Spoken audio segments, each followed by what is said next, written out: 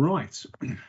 Good evening, everyone. My name is Richard Taylor, and a warm welcome to this evening's KAS online talk. Now, tonight we welcome Stephen Clifton of the Maidstone Area Archaeological Group, who is also a KAS trustee. Now, Stephen will be presenting the M.A.A.G excavations near the site of a Roman villa at East Malling, where Romano-British and late Iron Age remains were found in the 50s and 60s. So Stephen's talk will take about 40 to 45 minutes, and then we'll have time for questions afterwards. If you have any questions, I'd ask you to type them in the chat facility, please, and I'll pass them on. Quick housekeeping point, if you can keep your microphones on mute, please. So, Stephen, hello. Hi, can you hear me? I can. Have I missed anything else? No, I don't think so. Right. Okay, well, if I may, Stephen, I'll hand things over to you. Well, I'm sorry to talk to you as a disembodied voice, but you'll just have to rely on the slides until we get to the end. But so I'm going to talk to you this evening about what M.A.A.G, that's the Maidstone Area Archaeological Group, what we've been doing for the last year. We got invited to have a look at some land in East Malling by the East Malling Parish Council, and which turned out to be rather exciting. So for anybody who doesn't know where East Malling is, this slide basically gives you an idea. We're looking at North Kent, and these lines here are the known Roman roads in this part of Kent, and you can see here we've got the River Medway coming down here and dividing up into various tributaries, and we've got several known Roman sites. We've got Snodland, Eccles, Teaston, East Farley, and the Mountain Maidstone, and there right in the middle is East Malling. So it sits on a gently sloping north-facing slope, about a mile from the River Medway to the north. And what I'm going to sort of start off talking about is the various excavations that have gone on before M.A.A.G got involved. So this is a 19th century map of the site. Here we're looking at the church, St James's Church. We've got the vicarage here, known as the Grange. And I think this map's about 1880, something like that. And those of you who know East Malling, you'll notice that there is no railway line running through here. So this is pre-railway line. And you can see that the fields here are pretty open. There's no buildings.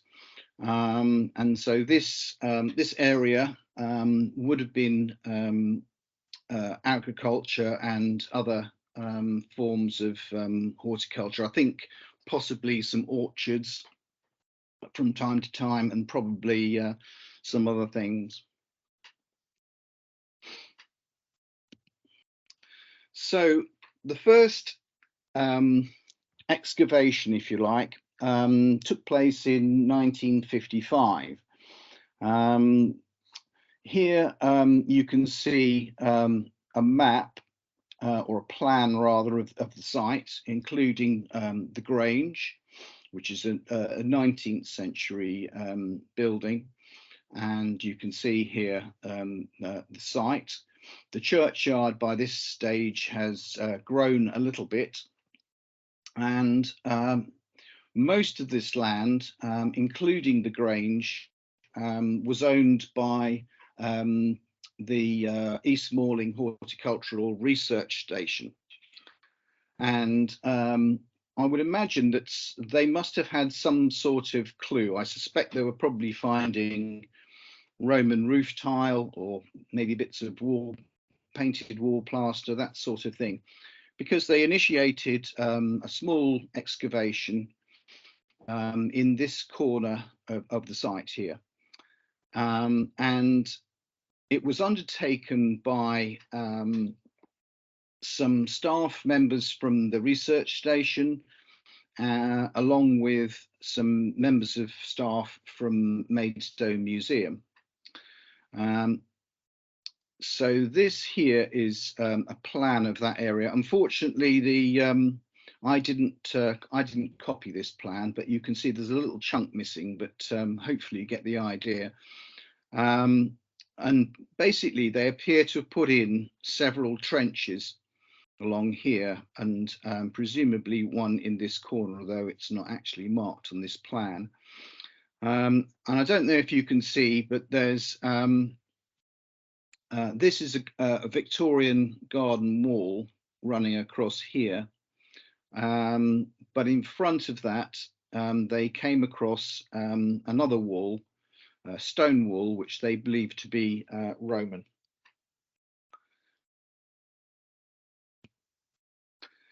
So this is a couple of photographs of those walls. So here you're seeing the Victorian stone wall, and here you've got the Roman wall coming across here. You can just about see a drain, or what they thought was a drain, coming through here. I think it's actually this section here, where still with the stones in. As you can see, it says here looking south. So there's very little record of 1855 excavation. New notes in the Maidstone Museum, and as you can see, a few photographs. And obviously they were able to come up with a number of finds. Here you can see pottery, we've got a mortaria and some tesserae here. And the most interesting or definitive thing that came from this early dig was probably this piece of tessellated wall mosaic, and it says it's in white, grey and yellow, so quite an elaborate piece of decoration. These wall mosaics are very rare and probably would indicate that the building that it came from was very elaborate and probably a very high status. We don't know exactly where it came from, which trench or anything of that nature, and presumably it was just loose in the soil.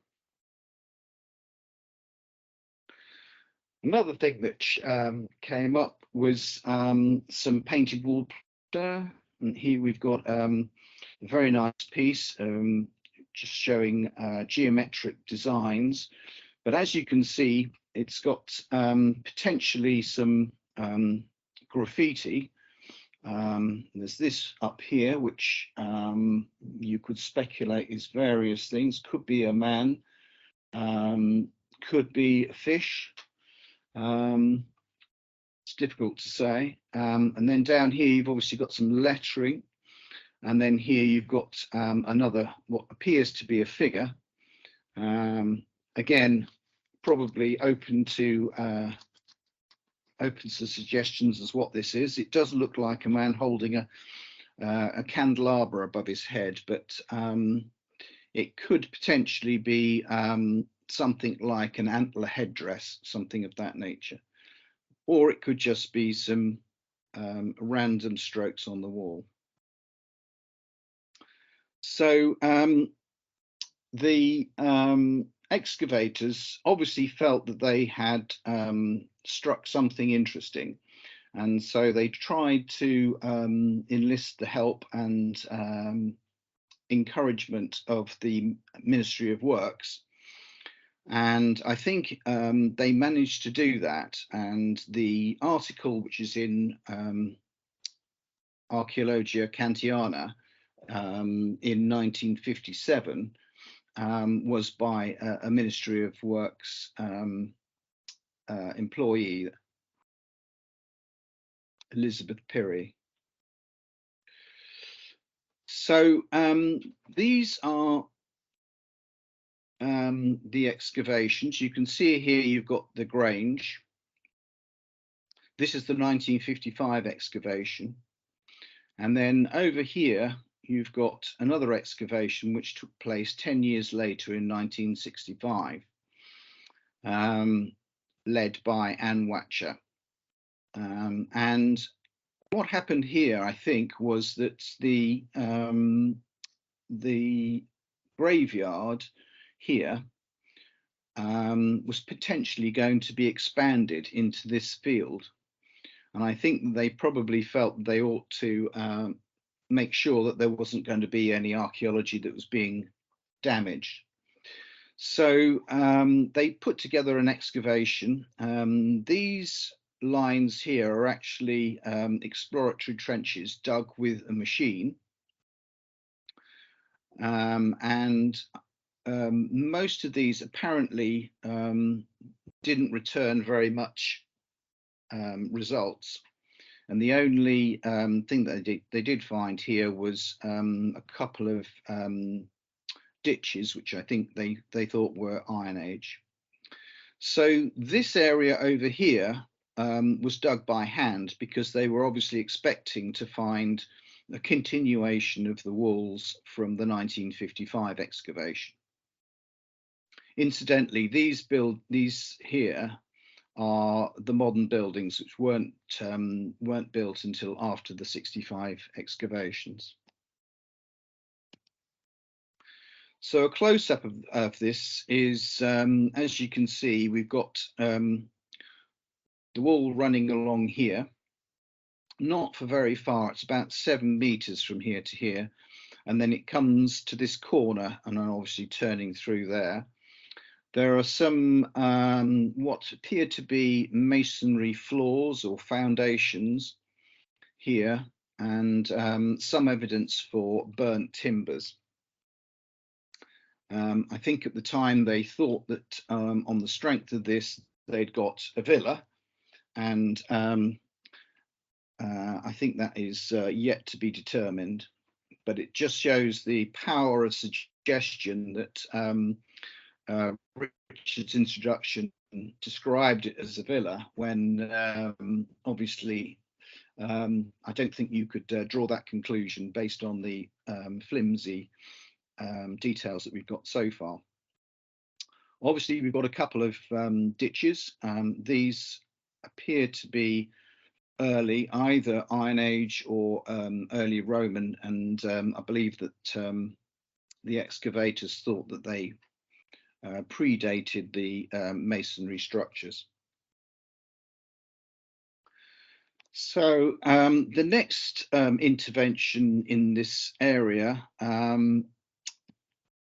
came about in 2008 alongside the initial excavations. The land was turned into allotments.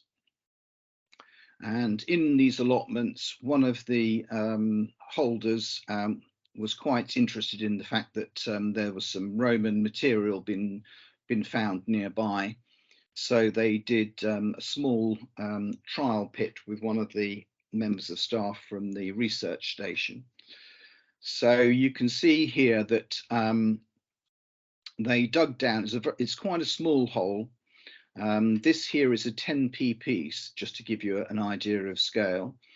And these appear to be Roman roof tiles, tegular, that have been placed to form a channel, presumably for channeling water. This material here appears to be opus signinum. That's mortar with crushed roof tile, often used to create waterproof channels and features. And you can see here a number of their finds. They've got some tesserae, some painted wall plaster, and there's quite a big selection of different colours. This piece here has got part of a design on it. Hard to see exactly what it is, but so some quite elaborate painted wall plaster, some box flue tiles, and some animal bones and teeth. And so that was all that was done before we came on the scene. So this is bringing us up to date. You can see here where the 65 and 55 excavations took place. This is the 2008 trial pit. And as you can see, this has all become allotments owned by the parish council. And incidentally, there is a spring up on the top of the on top of the hill, and water is channeled down through here. There is a culvert. I don't know what period that is, but I suspect that the presence of that spring is probably one of the reasons why the site is where it is. And so over here, this area is where the vegetation was cleared, and we were invited to come and look and make sure that there weren't any Roman remains that were likely to be damaged by grubbing out the roots. So this is the site here. You can see where all of the vegetation has been cut down. Still a lot of roots and saplings and all sorts of things left in the ground, which does make digging quite tricky. Over here, just before we got there, very helpfully, an electricity cable was trenched into the ground. I think it's actually replacing an earlier one, but obviously it will have disturbed some of the ground, and obviously it puts in place a barrier to moving across into this area. You can just see the fencing of the allotments as it runs along there, and this here is a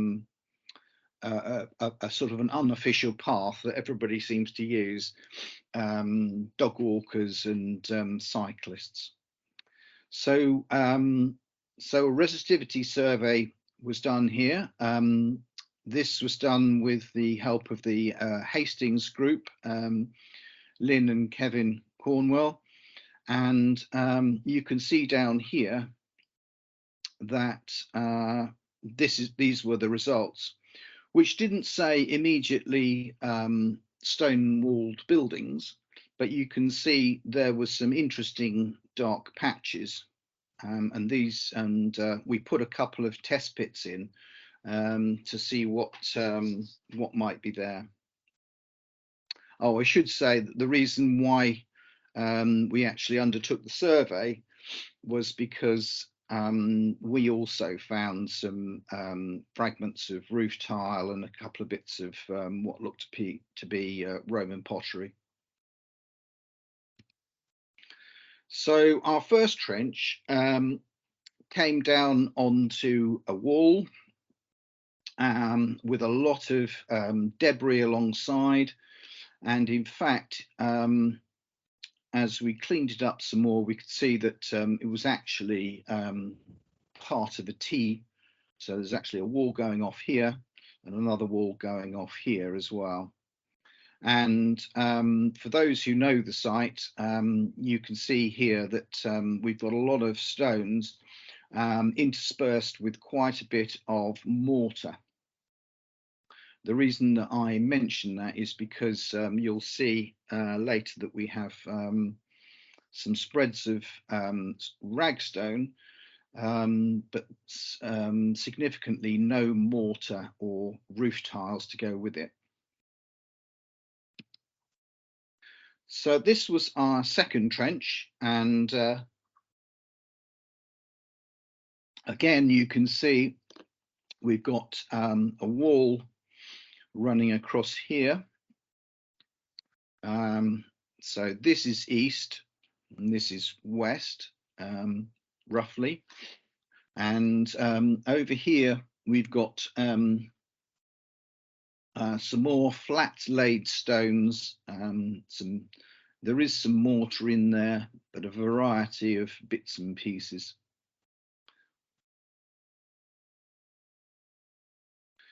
So this area, this is it where we've extended the trenches a bit further, and we've cleaned it up, as you can see. And so what you've actually got is a wall running along here, another wall running along there, not so well preserved, that one. And then in the middle, you've got a sort of roadway, which I think is more a sort of posh path, if you like. And we found quite a few small areas of pebbling. So I think this would have actually had some sort of a surface over the top, sort of blinded with sand or something, and then probably some pebbles trodden into the top to make it more workable. And if you can just about make out, there's a sort of a wiggly line that runs right the way through the middle of it, which I'm pretty sure is probably going to be ploughing in later times, obviously. So this is the resistivity survey extended. I've plotted on here some of our early trenches, and you can see here we've got what appears to be quite a distinct squarish building with a wall running through the middle of it. And then over here you've got those posh pathway, if you like, the causeway running off to the slightly to the northwest, with the two walls either side.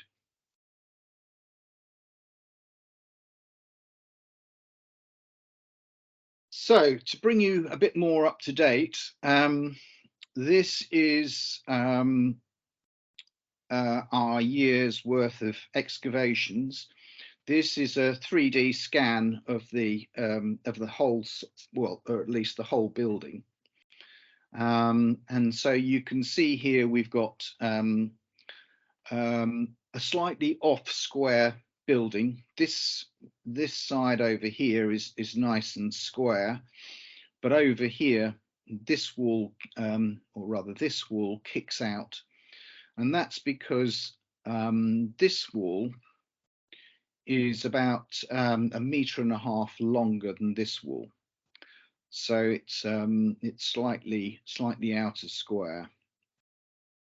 Here you can see the wall running through the middle of it, and to all intents and purposes, at the moment it does appear as though this is all of a similar phase.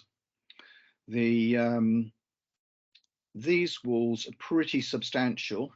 We've started digging some test bits to see what sort of depth the foundations are.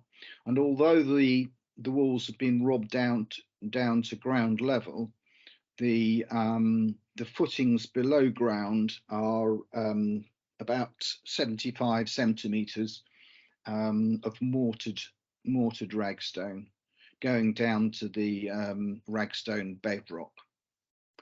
And then you can see we've got buttresses. They could be other things, but let's call them buttresses for the moment.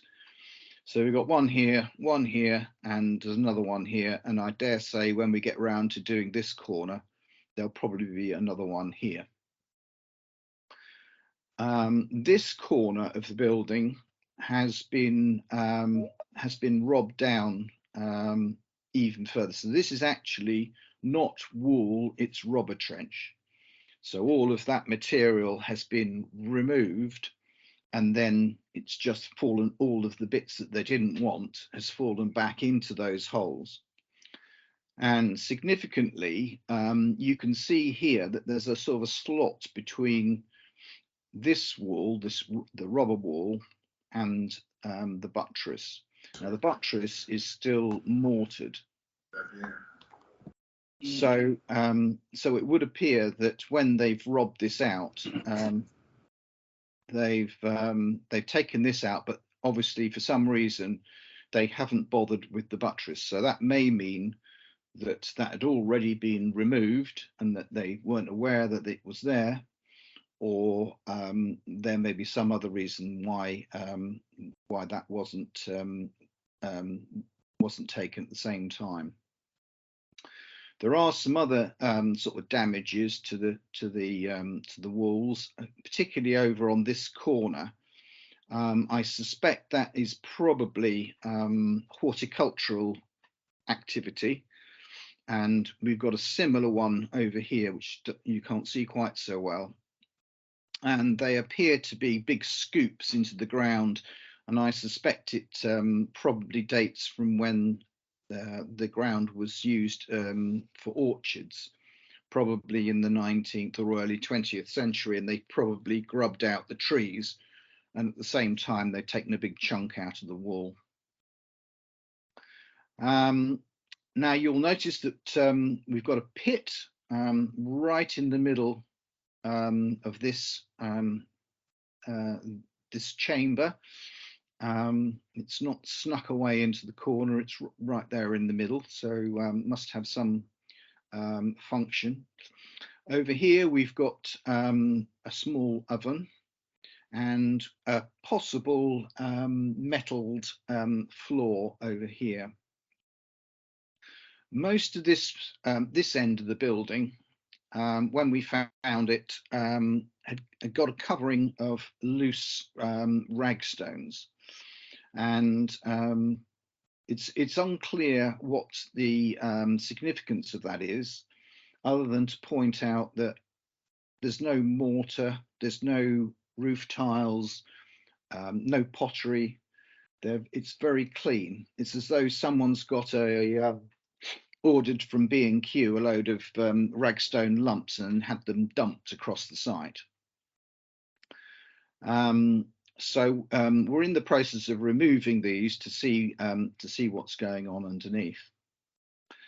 And then to the southeast, we've got basically another building. This is building 2, which is a timber building. And you can see the slots for the timber posts.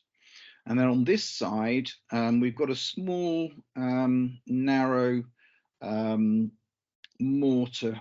I won't call it a wall, but it's a base, I guess. And I think what would have happened here is this building would have been like a lean-to. So I think they would have built this wall, and then the roof would have probably gone up against the southern wall of building 1, and of course the central wall. So they only needed to build one effective sort of proper wall, and then across here would have been probably a timber facade with probably the main door in it. We did actually find a beam slot in here, which might represent some part of the entrance, and also a door bolt over here. But whether that was related to this this doorway is unclear. And we'll come back to it later, but you can see here that there's a spread of tiles, which appears to be a sort of pathway running across here. We've only seen it for about 1.5 meters, but I think that it does have some significance. The rest of this area has got some quite nice metalling, which sits over here. But unfortunately, there's no indication of any doors into the building or between the two chambers or out to the other side.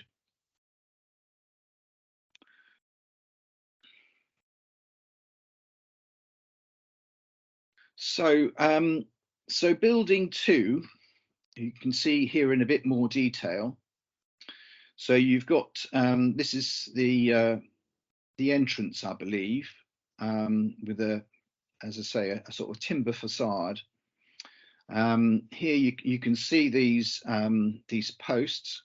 In this corner, we wondered whether we'd got another doorway, but in fact, this this area here, I think, is actually a modern intervention. It was had some very different fill, and you can see where it's sort of bitten into the wall and sort of taken out a big lump here.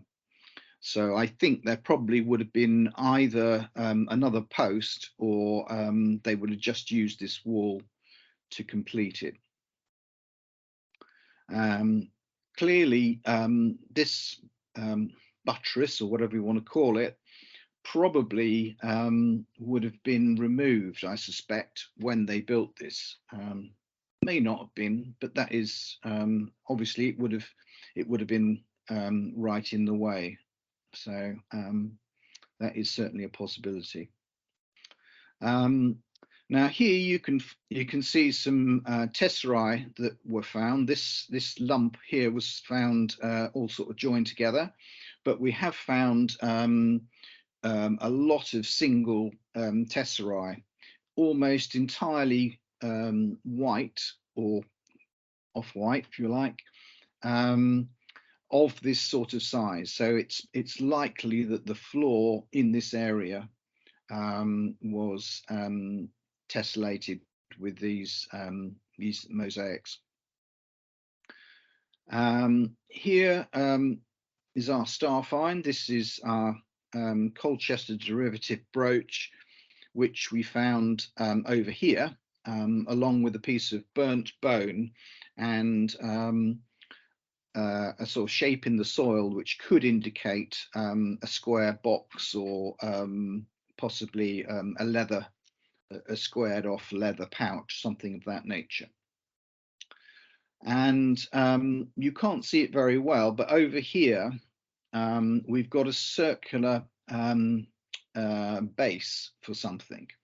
So over here, this was it cleaned up a little bit later, and in fact you can see a second one here, and they are rather circular, and I suspect they are bases for little dwarf columns that may have had something like a statue or something of that nature on them.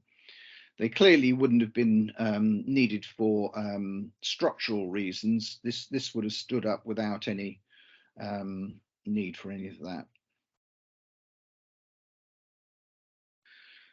So the pit in the centre of the building, this is how it first presented itself to us. As you can see, it's probably about 75 centimeters across, and it's filled with this dark, silty charcoal fill. And in amongst that fill, you can see we had a number of stones, again, just like the spread of the other stones, unmortared and without a great deal of other building material to go with it. So this is the pit fully dug out, and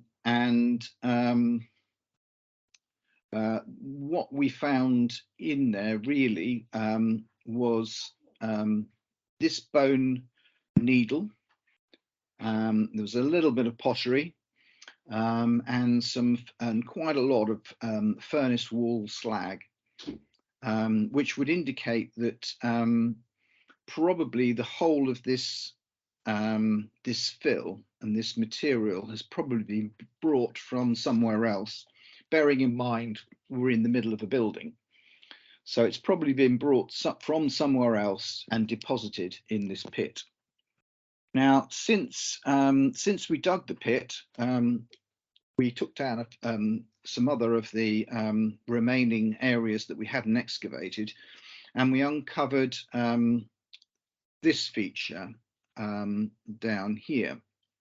You can see this is the central wall running right the way through the building. This is where it's going off. I think over here you've just about got the other half of the pit. So it's very close by, so the two things could be related. I'm afraid this is hot off the press, so we haven't finished excavating it yet, but it does look rather like a kist or something of that nature. So the area outside the building to the east, you can see here we've got quite a substantial, what I like to call a concourse area, and we still haven't found the limits to it, certainly not to the south or to the east. Over here, you can probably just make out we've got some tiles in there, and it could be that they are related to the tiles that we found outside of building 2. But this surface is made up of mostly ragstone, but also some tiles, some tufa, bits of lumps of mortar, and also significantly some distinctive blue stones, which we believe are lava stones. So those seem to be mixed in there fairly liberally, and there are a lot of them, which is quite unusual. Over here, hopefully you can see, we've got an abrupt change there where it changes to the finer metal surface, which connects up with the building.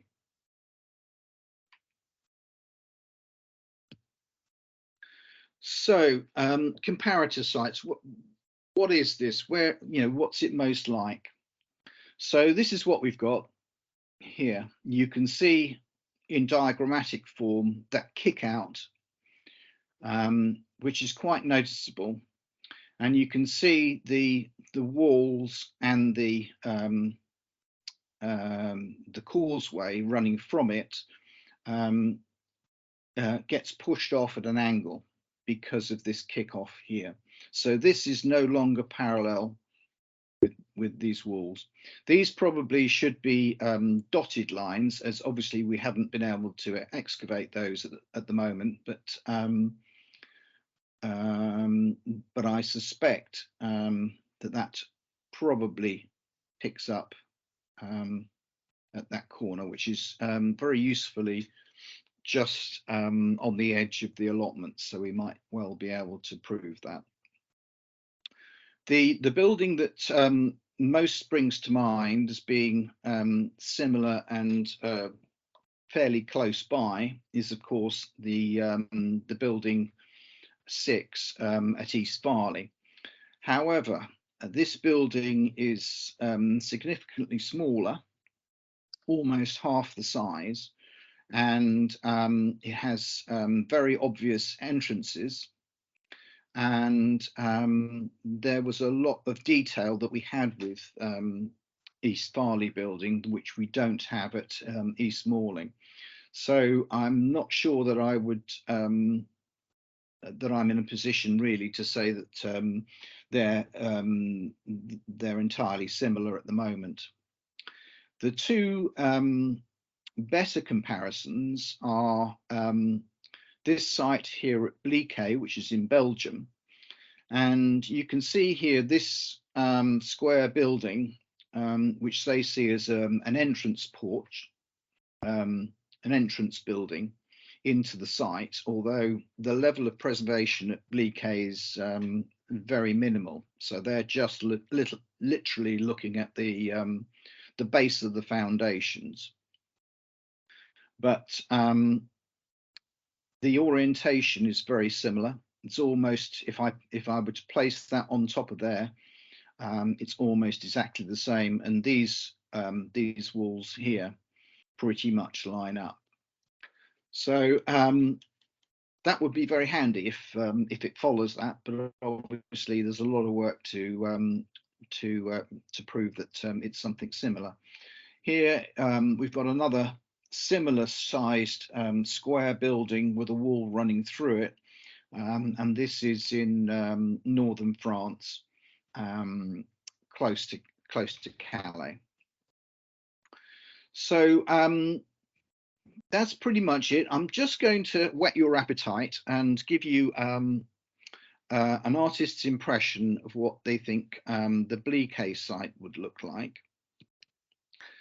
So here you can see this is the entranceway. This is our square building, and you can see they've got a causeway or a posh path that leads across here.